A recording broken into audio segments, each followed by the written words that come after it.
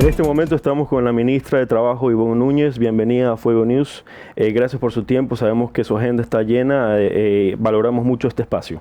No, muchísimas gracias a todos ustedes, muy buenos días y siempre con la cordialidad y el respeto a esta nueva generación de periodismo. Estoy muy sorprendida, pero con mucho agrado de ver cómo existe, así como en la política tenemos el relevo generacional de los nuevos políticos en Ecuador, el relevo generacional en el mundo de la comunicación. Les deseo siempre muchos éxitos. Muchísimas gracias, ministra.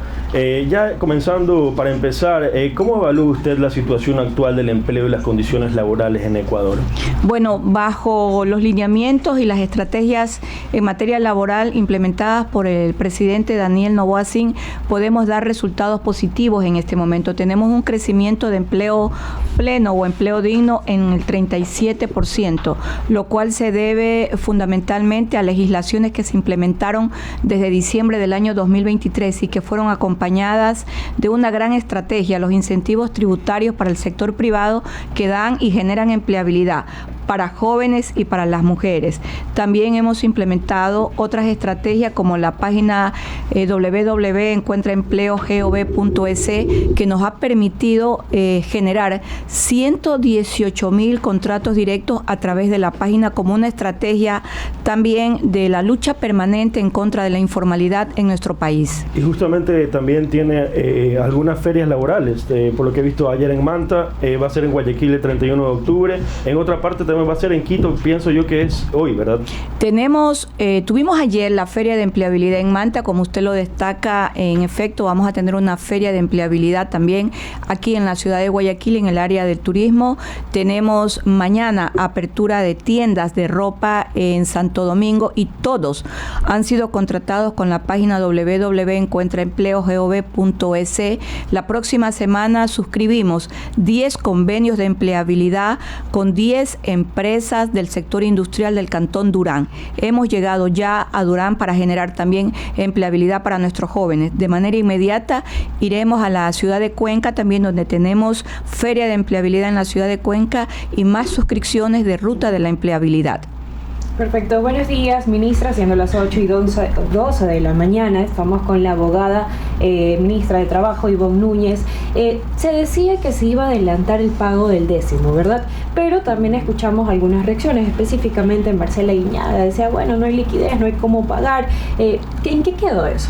Bueno, a la persona que usted se acaba de referir, lo que demuestra con sus declaraciones la naturaleza del desconocimiento y las violaciones permanentes que tuvieron en sus 10 años de gobierno en contra de los trabajadores. A mí me ha tocado como ministra de Trabajo defender y cambiar la política laboral que ellos implementaron en los 10 años de mandato. Así que lo que expresó ella es la naturaleza que la caracteriza, violaciones a los derechos laborales. Sin embargo, el Ministerio del Trabajo emitió el acuerdo ministerial hace 2 días con el respaldo del dictamen del Ministerio de Economía y Finanzas para cancelar a quienes reciben mensualizadamente los décimos, en este caso el 13º o bono navideño, que fue desnaturalizado justamente en la época que acabo de mencionar, en el 2015.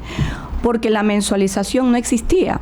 Entonces, los que reciben la mensualización en el mes de diciembre la van a recibir junto con la mensualización en el mes de noviembre. En el sector público existen 343,000 servidores públicos bajo el régimen del Ejecutivo que reciben el 13º de manera acumulada y 143,000 que lo reciben de manera mensualizada. Los dineros ya constan en el dictamen del Ministerio de Economía y Finanzas y nosotros vamos a cumplir. Y en el sector privado, el presidente Daniel Noboa Sin hizo una invitación para que el sector privado también se sume a la reactivación económica a través del pago anticipado del 13º. Tenemos ya 85 empresas hasta el corte del día de ayer que han dado la aceptación y muchas empresas incluso con cartas dirigidas al presidente de la República sumándose al esfuerzo de la reactivación económica del Ecuador, que no debe ser de un día o de un fin de semana, debe ser permanente, y las 85 empresas tienen bajo su dependencia a aproximadamente 100.000 trabajadores del sector privado. Hoy seguiremos sumando a más empresas y a más trabajadores para que se beneficien de este pago. ¿Espera más empresas que se unan a este décimo? Sí, esperamos más empresas y lo estamos haciendo también con los grandes holdings que trabajan en Ecuador, que generan a través de las distintas empresas que forman parte del holding grandes contratos laborales en Ecuador. Ministra, y precisamente a lo que mencionábamos, ¿se va a tomar algún tipo de acción legal contra las declaraciones que mencionó la prefecta al que no pueden adelantar el pago del décimo? No, ella es parte de una historia negativa dentro de la construcción de un Estado sólido, de un Estado que debió haber generado en su momento empleo para el Ecuador. Al presidente Daniel Noboa Sin le ha tocado tejer una nueva historia. Nosotros revisamos los informes de la CEPAL, que son los que nos permitieron elaborar en materia de trabajo el Plan Nacional de Desarrollo, y allí encontramos que el Ecuador no tenía política pública laboral ni para los jóvenes ni tampoco para las mujeres. Hoy Ecuador tiene política pública para jóvenes y tenemos política pública para las mujeres, y en pocas semanas vamos a entregar a más de 4.000 empresas que han acreditado con planes de igualdad los sellos violeta. Ese es el orgullo que va a tener el Ecuador, porque en cada producto que se expenda en los supermercados, en las tiendas y también en el comercio internacional, vamos a encontrar el sello violeta. Eso tiene identidad. Allí hay mano de la mujer trabajadora ecuatoriana. Ministra, se ha mencionado que hay aproximadamente 488.000 trabajadores en las entidades que dependen del presupuesto del Estado, más o menos. ¿Qué impacto es el que espera el gobierno que tenga este pago anticipado en el consumo de hogares o en el consumo en la economía nacional antes de que se finalice el año? Aquí yo quiero hacer un énfasis específico y también muy especial para el caso de los jubilados. Los jubilados que reciben la jubilación del Instituto Ecuatoriano de Seguridad Social, ellos también reciben el pago de la 13ª remuneración, así lo establece la ley. Ellos también lo van a recibir anticipadamente. Nosotros hemos hecho el estudio de dónde se destina el dinero en el caso de las personas que son jubiladas cuando reciben el 13º. La mayoría lo tiene como una prevención, a fin de que en los 3 primeros meses del año siguiente procedan al pago de los impuestos prediales. Creo que en el Ecuador, con el ejemplo de los jubilados y con el ejemplo de las crisis económicas que Ecuador ha vivido, hemos aprendido también cada día a ser mejores administradores de nuestro tiempo y también de nuestros recursos económicos. Por tanto, el pago anticipado tiene la reactivación económica, pero también tiene el manejo muy inteligente de estos recursos, que en muchísimos casos se van a pagos anticipados, incluso de deudas que mantenemos todos los ecuatorianos, y en otros casos pues tener a las prevenciones necesarias para el siguiente año proceder a los pagos que siempre se generan en el mes de enero. Y justamente en el caso, yéndome ya al tema del incremento del salario básico unificado, ¿se prevé un aumento para el 2026? Sí, vamos a tener que primero recibir la información. Ayer fue solicitada la información al INEC, al Banco Central y al Ministerio de Economía y Finanzas. Economía y Finanzas tiene que como ministerio enviarnos y hacerse presente ante el Consejo Nacional de Empleos y Salarios, presentando el estudio de proyección de los niveles de inflación, que es un elemento que se considera para el aumento salarial. El Banco Central tiene que presentar el estudio económico del incremento económico que tiene el Ecuador. Ya el Banco Central lo dijo en el mes de agosto. Nosotros tenemos un crecimiento económico del 3.4% para agosto, pero tenemos que recibir el informe de corte para el mes de noviembre. Estos dos elementos son muy importantes porque los elementos que acabo de señalar sirven para hacer el cálculo de posible aumento salarial para el próximo año. Si yo tengo un crecimiento que el Ecuador no lo había experimentado, por cierto, en estos últimos 20 años, del 3.4%, en el cálculo que el Ministerio ha realizado, aproximadamente el aumento estaría entre 14 a 15 dólares más para el siguiente año. Es decir, si tenemos un salario básico unificado de 470 dólares, ahora podríamos tener de 485 y 480 $1.486. Pero el salario básico unificado tiene repercusiones en la tabla de pensión alimenticia, claro. Tiene repercusiones también en las multas que se generan a nivel de las multas de tránsito, y tiene repercusiones indudablemente en la tabla sectorial. Por tanto, no es un salario que se lo debe fijar antitécnicamente. Desde que nosotros asumimos el Ministerio del Trabajo, y así lo hemos mantenido con el presidente Daniel Noboa Sin, lo realizamos de manera técnica. A mí me llama bastante la atención acerca de la plataforma que mencionó, encuentraempleo.trabajo.gov.es. Menciona que hay aproximadamente más de 2.000 vacantes disponibles en el sector público y privado. ¿Cómo se logró esta alianza para poder decirle a las empresas privadas, necesitas personas trabajadoras? Bueno, vamos a crear una plataforma que las beneficie, pero sobre todo asegurar a los ecuatorianos que tengan condiciones justas. Su pregunta es muy interesante porque aquí se refleja lo siguiente: la política de apertura. El presidente Daniel Noboa conversa con todos, y en materia laboral diseñamos desde el primer día de gobierno el acercamiento con el sector privado. Por eso le entregamos incentivos tributarios al sector privado. Por eso nació Ruta de la Empleabilidad, que es el recorrido que el Ministerio de Trabajo realiza en todo el país. Nosotros hemos visitado hasta la presente fecha 10 provincias. Hemos suscrito 52 convenios de empleabilidad. Solo con los convenios de empleabilidad a través de la ruta hemos generado 18.092 puestos de trabajo de manera directa. Entonces, es la cercanía, es el contacto, es la conversación diaria, así como le decía minutos atrás cuántas empresas han aceptado la invitación. Es allí donde surgió la invitación en las empresas privadas para que utilicen la plataforma del Ministerio del Trabajo, porque también esta es parte de la política de luchar contra la informalidad, y lo hemos logrado.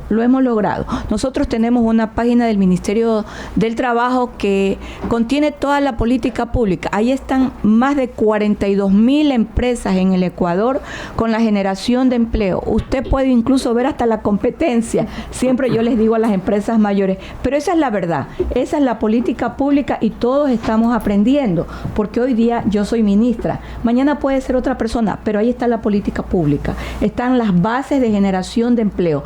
El empleo seguirá siendo el centro de desarrollo del Ecuador. Y justamente en estas ferias también hay bastante empleo. ¿Hay alguna empresa internacional también en el Ecuador para recibir empleo ecuatoriano? Sí, nosotros el día de ayer en la ciudad de Manta, donde tuvimos la feria de empleabilidad, participaron 27 empresas, entre empresas locales de Manta, sobre todo las empresas exportadoras de atún, empresas importantes en la provincia de Manabí como la empresa La Fabril, pero también participaron consorcios internacionales, Cervecería Nacional, Kentucky Fried Chicken, la Coca-Cola, generando 1.000 vacantes que ellos tenían, y nosotros las pasamos al Ministerio del Trabajo, y ahí están 1.000 vacantes, puestos de trabajo solo en feria, pero 2.000 puestos de trabajo. Iniciamos con 2.500 en el último corte en la página del Ministerio. 500 ya tienen contrato. Tenemos en este momento 2.000. Y aprovecho este importante medio de comunicación para que visiten, porque los 2.000 puestos de trabajo son a nivel nacional en las 24 provincias del Ecuador. ¿Y hasta cuándo se pueden inscribir estas personas en la feria laboral? En la feria laboral concluyó el día de ayer, y lo que más me llama la atención siempre en el tema de la feria es que ahora los jóvenes ya no llevan las carpetas, los jóvenes llevan los QR, entonces ahora yo soy la que estoy aprendiendo el manejo del QR, porque son parte de las nuevas tecnologías que se implementan, pero yo me siento, converso con ellos, estoy en cada una de las mesas de exposición y logro en ese momento que les den empleo. Sobre todo me preocupo del caso de las personas mayores de 40 años de edad, y el día de ayer fue muy satisfactorio que a muchos ya los contrataron. Señora ministra, una pregunta. Bueno, Mariela Viteri, acá estamos integrando este panel, pero a mí me interesa mucho saber, gracias por estar acá, para nosotros es un gusto que usted pueda compartir con todos nosotros aquí en este programa Fuego News. Sí me interesa saber, ¿qué opina usted de los emprendedores? Los emprendedores tienen primero un elemento humano que, como decía Albert Einstein, es más fuerte que la bomba atómica. Ese elemento se llama la voluntad. Cuando tienen voluntad, nosotros encontramos la predisposición, pero esto ha sido producto de que no existió empleo formal en el Ecuador. La empleabilidad nunca tuvo un enfoque desde el Estado y hemos aprendido a sobrevivir en el Ecuador. Como decía el expresidente, el doctor Carlos Julio Arosemena Monroy, el Ecuador a veces se parece a un corcho. Trata de hundirse, pero reflota.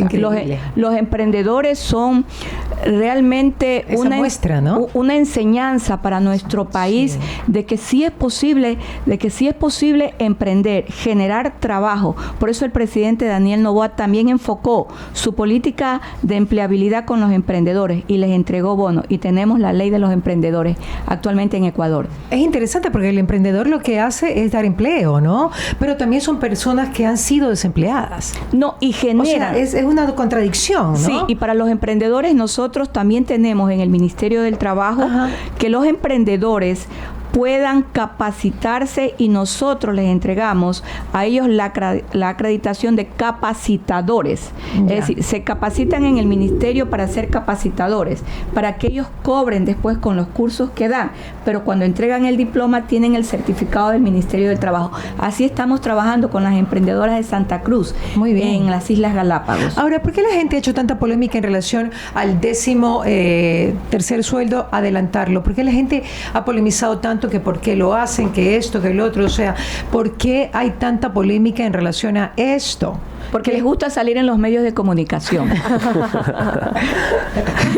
Y cuando salen buscan decir algo, entonces los medios de comunicación se hacen eco. Pero cuando lo dice alguien como la funcionaria que por ahora es la principal representante por elección popular de la provincia del Guaya, hay que entender su naturaleza. Claro. Ahora, ¿qué pasa en Manta? ¿Cómo están en Manta con los municipios? Lamentablemente la situación de Manta...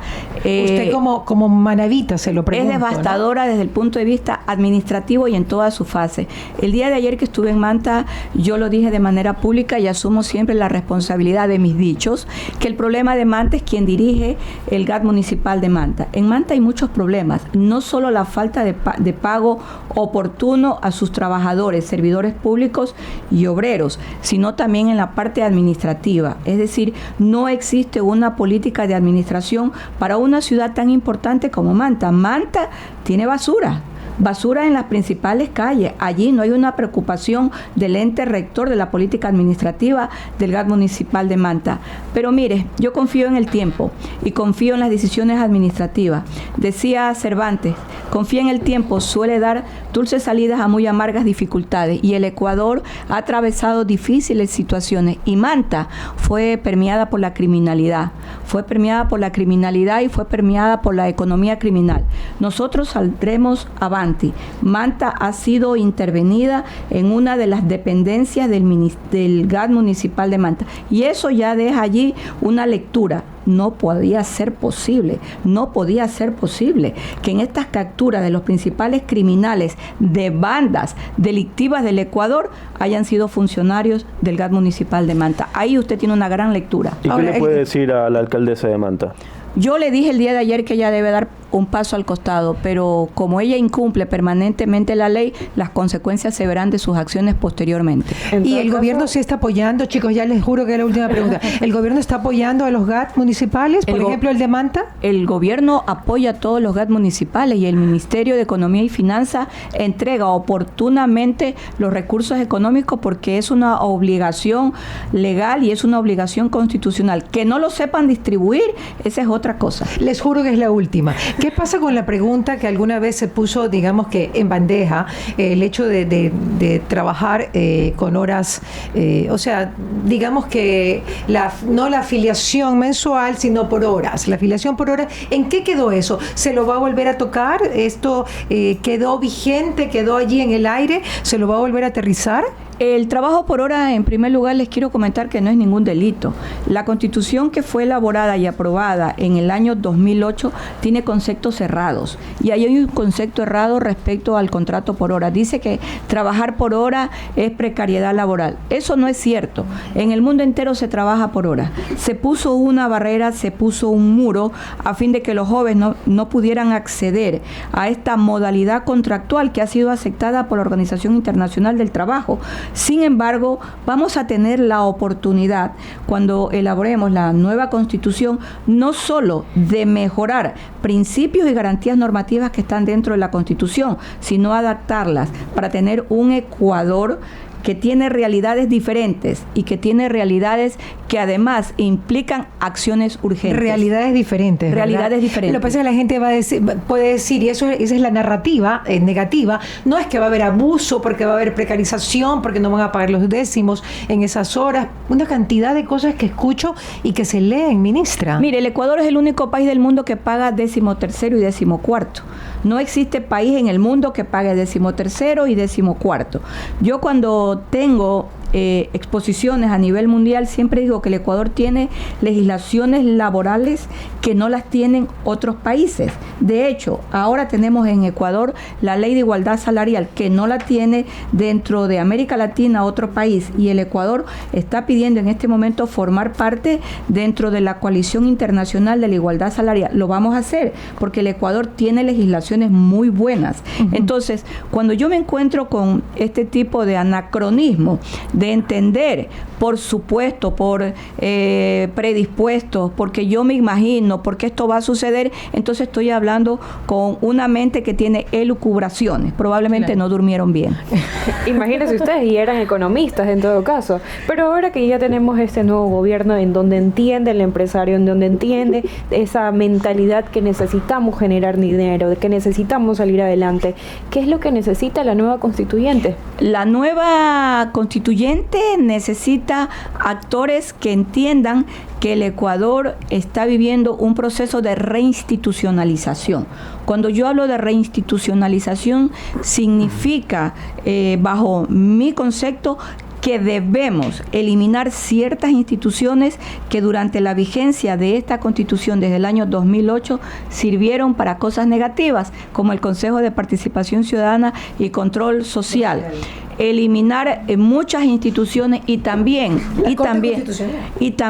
los mecanismos de función de estas instituciones. Creo que esta reinstitucionalización nos va a ayudar mucho, porque vamos a definir un Estado probablemente con la clásica definición del Estado con los 3 poderes, pero lo importante, y aquí yo sí hago un llamado siempre a la juventud, que estén preparados, porque el Ecuador está siendo construido para que ustedes lo dirijan prontamente. Ministro, en algún momento se dijo que ya usted no iba a ser parte del Ministerio de Trabajo. Se mencionaba también que usted, bueno, es una abogada, de hecho muy reconocida. Eso ya es chisme, Yanela. ¿Cómo? Eso ya es chisme. La pero gente claro, chismea. La gente quiere saber. Pero Sí. la vemos todavía en el cargo, la vemos que sigue gestionando varios puntos importantes para el país. Coméntenos de pronto, ¿usted se le ocurriría ser parte de las personas que escriba un poco, que redacte la constituyente, que dé un paso al lado del ministerio? Mire, yo redacto los acuerdos ministeriales. Ya al día de hoy voy con el acuerdo 164 solo del año 2025. Entonces, claro, yo iré a dar mis aportes porque lo he hecho siempre, no solo para la Constitución del año 2008, donde incluimos las acciones afirmativas para que las mujeres pudiesen tener en los concursos de mérito y oposición acceso a esto y representación. Creo que esta generación que trabajó desde hace 40 años para encontrar espacios políticos en elección popular cumplió su papel. Lo hemos cumplido con la ley de la democracia y lo hemos cumplido también con sendas reformas que incorporamos al Código Civil y al mismo Código Laboral. Le cuento aquí una anécdota. Cuando andábamos varios juristas hace muchísimo tiempo atrás acerca de la reforma al Código de Trabajo para incluir el uso de las plataformas, lo que ahora se conoce como el trabajo a través del Zoom, nos dijeron que éramos vagos, que ese tipo de trabajo no existía en el Ecuador. Yo le decía, ¿cómo que no existe? Pues sí, está el convenio internacional de la OIT, es una modalidad contractual.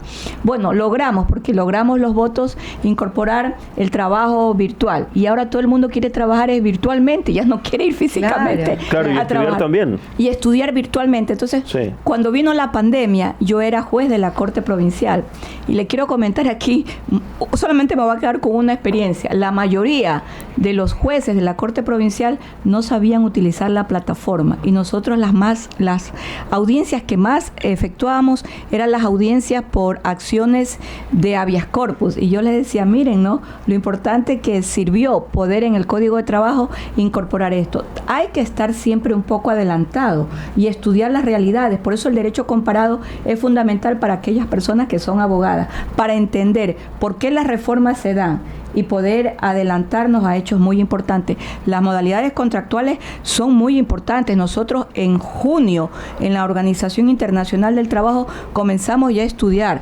cómo se tiene que elaborar el convenio de la OIT en relación a las plataformas, al trabajo de las plataformas. Ministra, justo que mencionó sobre los acuerdos ministeriales que usted ha estado realizando, yo le quería preguntar que hay un acuerdo ministerial que básicamente lo que busca es crear mejores entornos laborales, llegar a desarrollar un lugar libre de acoso, de discriminación, de violencia, y también este es un acuerdo ministerial que fue aplicado para el sector privado y que genera nuevas responsabilidades tanto para los empleadores como para los trabajadores. ¿Puede hablar un poco más de qué se trata este acuerdo ministerial y qué es lo que tienen que empezar a implementar el sector privado? ¿Por qué nació el acuerdo ministerial? Porque nació en la OIT el Convenio Internacional 190. El Ecuador fue el primer país en implementar el Convenio 190. Hay países que lo están terminando de estudiar, como por ejemplo El Salvador, donde yo he acudido ya a comentar y a explicar la experiencia valiosa del Convenio 190, que es el convenio contra el acoso laboral. Cuando el Ecuador lo implementó, la Corte Constitucional en el año 2021 le dio la potestad al Ministerio de Trabajo para que de manera inmediata elaborara el reglamento de acoso laboral. Nunca lo hicieron. Pasaron muchos años y nunca lo hicieron. Se implementaron unas reformas el año pasado en el seno legislativo al Código de Trabajo sobre el trámite administrativo de acoso laboral.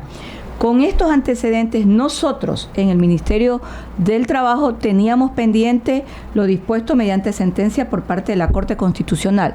Pedimos la ayuda a la OIT, a ONU Mujeres, Defensoría Pública y Defensoría del Pueblo, más el Ministerio. Durante 8 meses trabajamos el reglamento de acoso laboral, sector público y sector privado. ¿Qué características tienen estos dos reglamentos? Tienen la característica primero de la no discriminación para las mujeres. No se puede pedir el certificado de embarazo cuando usted aspira a un puesto de trabajo en el sector público y sector privado. No se puede pedir también como un hecho no discriminatorio dentro de lo que se conoce como acoso laboral si usted es portador de VIH. No es un requisito pedirlo. Tampoco se puede discriminar a mis amigos, a los que tienen antecedentes de haber sido dirigentes sindicales. Y digo los amigos porque yo he sido muy enérgica en el tema de la dirigencia sindical y hemos avanzado ventajosa y positivamente, hemos avanzado con reglamentos para promover nuevos dirigentes y sobre todo la incorporación de las mujeres a la dirigencia sindical, y lo hemos logrado hasta este momento. El reglamento en el sector público determina el inicio del sumario administrativo dentro de la sede, es decir, dentro de la institución. En el sector privado deben llevar la denuncia ante el Ministerio del Trabajo, pero también topamos cuando hay indicios de acoso sexual. Ahí estamos hablando allí de temas de carácter penal. Estos reglamentos, al igual que la legislación y el hecho de haber aprobado el Ecuador el convenio 190, han convertido al Ecuador en la legislación laboral como un referente de cumplimiento ante la OIT. Muy bien. Señora ministra, yo creo que ya estamos por finalizar. Chicos, no sé si tienen alguna otra pregunta. Por finalizar, la felicito porque usted recibió el doctorado honoris causa, otorgado por el Theological International University of Miami, en reconocimiento a su liderazgo, trayectoria y compromiso con el trabajo digno. ¿Qué puede decir sobre este premio? El premio es del Ministerio del Trabajo por cumplir la política del presidente Daniel Noboa Sin. Son ellos los que han ganado el premio. Yo solamente soy la vía de acción y cumplo con las disposiciones del presidente Daniel Noboa Sin. Oiga, señora ministra, pero usted entonces se va a la constituyente. No, de ninguna manera. Porque esto fue algo que Yanela puso, ¿no? No. Yo les agradezco. Yo soy mala candidata. Según me fui candidata a integrar el Consejo de Participación Ciudadana y Control Social. Salí chispeada, no gané. Bueno, pero mejor. Ahí en ese caso mejor. Siempre les digo, yo soy mala candidata, pero sí le pedí al presidente de la República el año pasado, es el segundo medio de comunicación que lo voy a expresar. El primer medio de comunicación fue Radio Centro, que me gustaría ser Procuradora General del Estado. Sí. Yo creo que el Estado no se ha defendido bien, tanto a nivel nacional como a nivel internacional. Eso sí se lo pedí, sí me gustaría ser Procuradora General del Estado, pero yo me siento bien haciendo el trabajo como ministra de Estado en la cartera del trabajo y recorriendo el país. Ya he recorrido más de 25,000 kilómetros de carretera, así que lo que gastamos es zapato, blue jean y camiseta. Pero bueno, pero en todo caso creo que sí puede estar en la constituyente como asesora, en el caso de que se dé, como asesora para ciertos artículos. Pues, bueno, ¿no? Me verán entrar allí y me tomarán a lo mejor foto. Tendré que ir arreglada ese día para la foto para los medios. Muy bien. Gracias.